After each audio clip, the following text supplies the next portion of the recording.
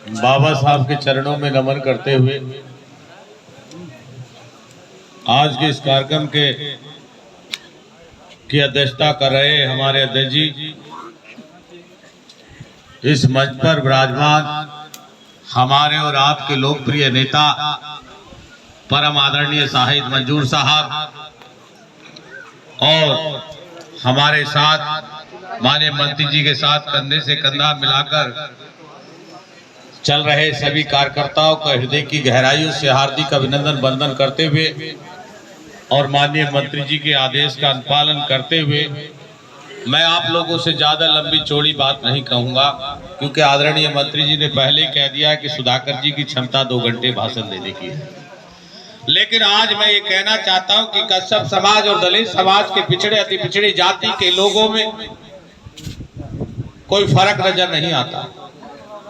आप बताइए कि हमारे और आपके मान सम्मान की रक्षा करने का काम इस भारतीय जनता पार्टी की निकम्मी नाकारा सरकार ने कहीं से कहीं तक करने का काम किया हो तो बताइए।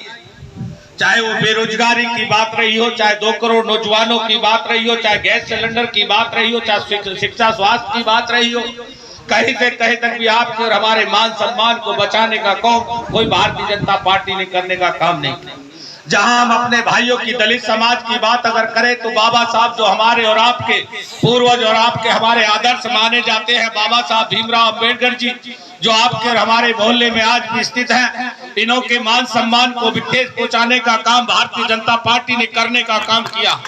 आप बताइए कि बाबा साहब ने जो हमें और आपको अधिकार दिए थे, लोकतंत्र में हमें और आपको आवाज उठाने का हक अधिकार देने का काम किया था, वह हक अधिकार छीनने का काम भारतीय जनता पार्टी के निकम्मे और नाकारा लोग करने का काम कर रहे हैं। आप बताइए कि आप ये चाहते हैं कि आपका हक अधिकार छिन जाए? क्या आप ये चाहते हैं कि जो बाबा साहब ने आपको और हमें आजादी देने का काम किया, क्या आप वो चाहते हैं कि वो सारी चीजें छिन जाए? क्या आप चाहते हैं कि हमारे और आपके बच्चे फुटपाथ पे आ जाए,